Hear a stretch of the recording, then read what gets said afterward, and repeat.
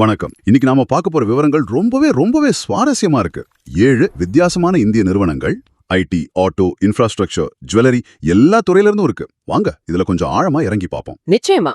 வெறும் PE ratio, promoter ஹோல்டிங்னு எண்களை மட்டும் பார்க்காம அந்த எண்கள் ஏன் அப்படி இருக்குன்னு புரிஞ்சுக்க முயற்சி பண்ணலாம். அருமை.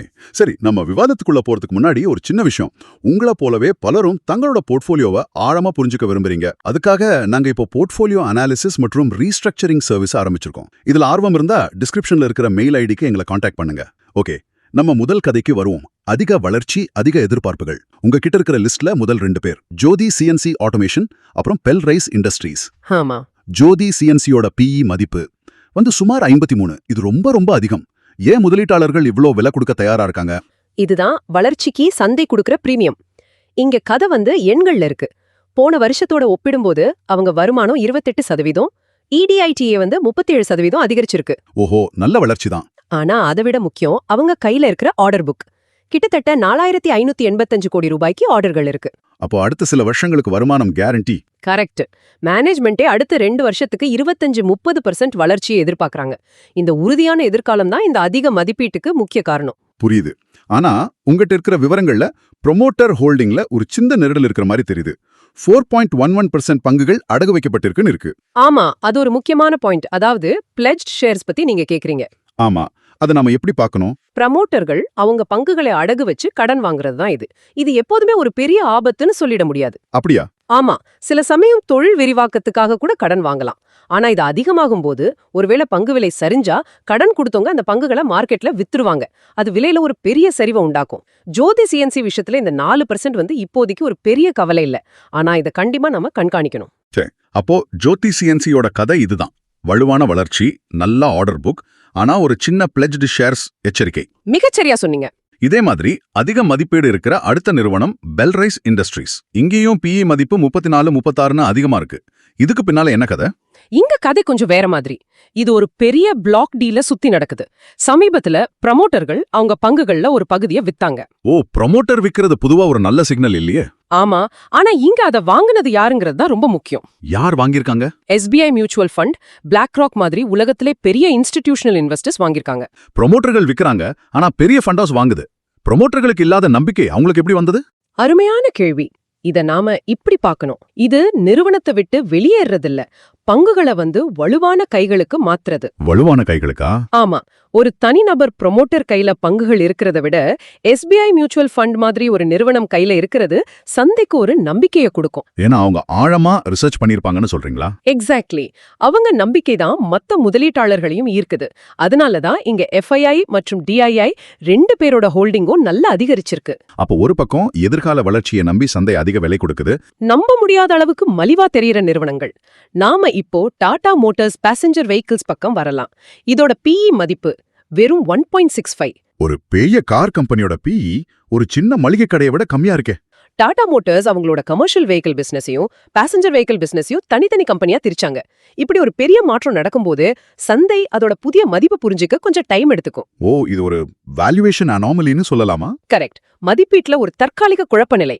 அதிக EPS காரணமா PE ரொம்ப குறைவா தெரியுது. ஆனா புத்திசாலித்தனமான முதலீட்டாளர்கள், குறிப்பா FIIs இத புரிஞ்சுக்கிட்டாங்க. அதனாலதான் அவங்க ஹோல்டிங் அதிகரிச்சிருக்கா? ஆமா, அதனாலதான் அவங்க ஹோல்டிங் 17.13%ல இருந்து 17.88% ஆக உயர்ந்திருக்கு. அப்போ அவங்க இந்த 1.65 PE பார்த்து வாங்கல. அவங்க எதை நம்பி வாங்குறாங்க? அவங்க டாடா மோட்டார்ஸோட எதிர்காலத்தை பார்த்து வாங்குறாங்க. குறிப்பா அவங்களோட எலக்ட்ரிக் வாகனம், அதாவது EV பிரிவோட அபாரமான வளர்ச்சி. அப்புறம் அவங்க கடனை குறைக்கிறதுல தீவிரமா இருக்கிறாங்க இல்லையா? அதுவும் ஒரு முக்கியமான காரணம். சந்தை இன்னும் பழைய டாடா மோட்டார்ஸ பாக்குது. ஆனா பெரிய இன்வெஸ்டர்ஸ் அதோட புதிய EV மயப்படுத்தப்பட்ட எதிர்காலத்துக்கு விலை கொடுக்க ஆரம்பிச்சிட்டாங்க. இது ஒரு நல்ல பாடம். சந்தை ஒரு பெரிய மாற்றத்துக்கு பிறகு ரீவேல்யூ பண்ண தாமதிக்கும் போது அங்க ஒரு வாய்ப்பு இருக்கு. நிச்சயமா. இதே மாதிரி குறைவான மதிப்பீட்டு கதை தான் அசோகா பில்ட்கான் நிறுவனத்தோட தான். அதோட PE மதிப்பு 1.5 தான். இங்கேயும் மதிப்பீடு ரொம்ப குறைவு. ஆனா காரணம் வேற. இது டீமர்ஜர் கதை இல்ல, இது ஒரு சைக்கிளிக்கல் டவுன்டர்ன் கதை. அதாவது துறை சார்ந்த ஒரு மந்த நிலை. இன்ஃப்ராஸ்ட்ரக்சர் செக்டர்ல மந்த நிலையா? ஆமா, அதனால போன காலாண்டுல அவங்க வருமானம் குறைஞ்சிருக்கு. ஆனா நிறுவனம் சும்மா இல்ல, அவங்க தங்களோட சொத்துக்களை வித்து கடனை குறைக்கிறாங்க. ஓ, இது ஒரு புத்திசாலித்தனமான மூவ். இது நிறுவனத்தோட நிதிநிலையை வலுப்படுத்தும். அந்த நிறுவனம் மீண்டு வருங்கிறத விட ஒட்டுமொத்த இன்ஃப்ராஸ்ட்ரக்சர் துறையுமே மீண்டு வரும்னு ஒரு பெரிய பிட் கட்டுற மாதிரி இல்லையா? மிகச்சரியா சொன்னீங்க. உள்நாட்டு நிறுவன முதலீட்டாளர்கள் அதாவது டிஐஎஸ் அவங்க ஹோல்டிங்க அதிகரிச்சிருக்கிறத அதை காட்டுது. கவர்மெண்ட் இன்ஃப்ரா செலவு அதிகமா பண்ணும்போது கடன் குறைவா நிதிநிலை வலுவா இருக்கிற அசோகா பில்கான் மாதிரி நிறுவனங்கள் ரொம்ப பயனடையும். இது ஒரு டர்ன் அரவுண்ட் ஸ்டோரிக்கான காத்திருப்பு. Q2 FY26க்குள்ள மார்ஜின் நார்மல் ஆயிடும்னு நிர்வாகம் நம்புது. சரி, அதிக வளர்ச்சி அப்புறம் மிக குறைந்த மதிப்புள்ள நிறுவனங்களை பார்த்துட்டோம். இப்போ உங்க லிஸ்ட்ல இருக்கிற செக்டார் சார்ந்த தேர்வுகளுக்கு வரலாம். முதல்ல நியூஜென் சாஃப்ட்வேர். ஒரு மிட் கேப் ஐடி கம்பெனி. இதோட PE மதிப்பு 22.56. இது அதோட போட்டியாளரான பிர்லா சாஃப்ட்டோட ஒப்பிடும்போது நியாயமா தெரியுது. ஆனா ஸ்டாக் விலை போன ஒரு வருஷத்துல 50% சரிஞ்சிருக்கு. என்ன நடக்குதுங்க?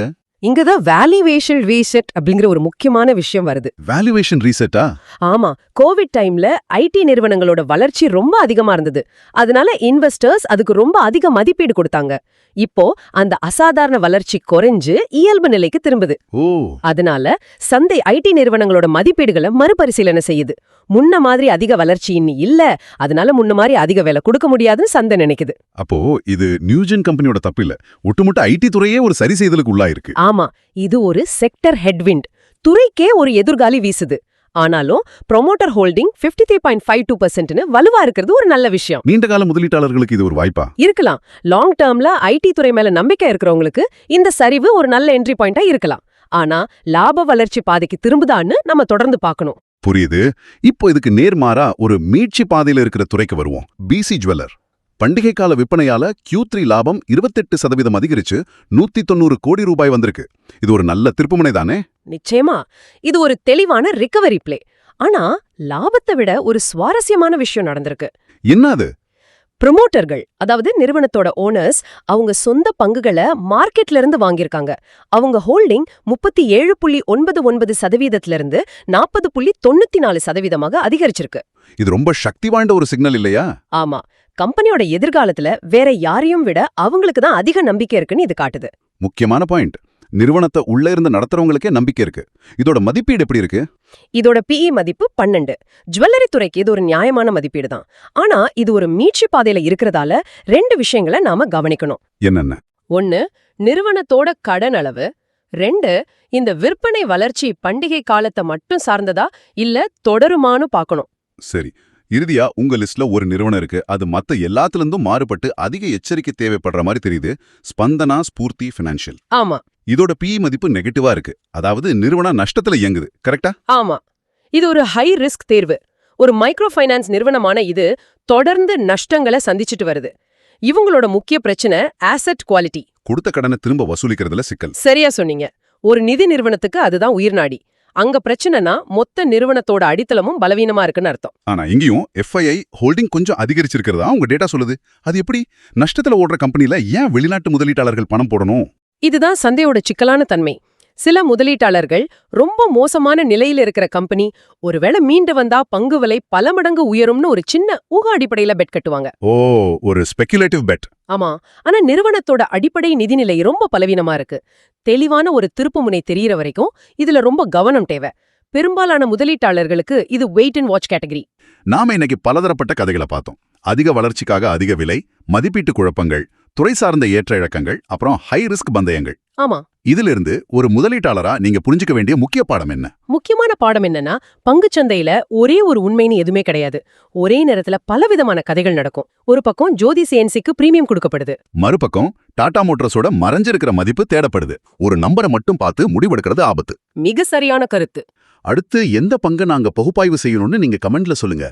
நினைவிருக்கட்டும், இந்த விவாதம் கல்வி நோக்கங்களுக்காக மட்டுமே. எந்த ஒரு முதலீட்டு முடிவையும் எடுக்கிறதுக்கு முன்னாடி உங்க நிதி ஆலோசகரோட கலந்து ஆலோசிப்பது ரொம்ப அவசியம். நன்றி.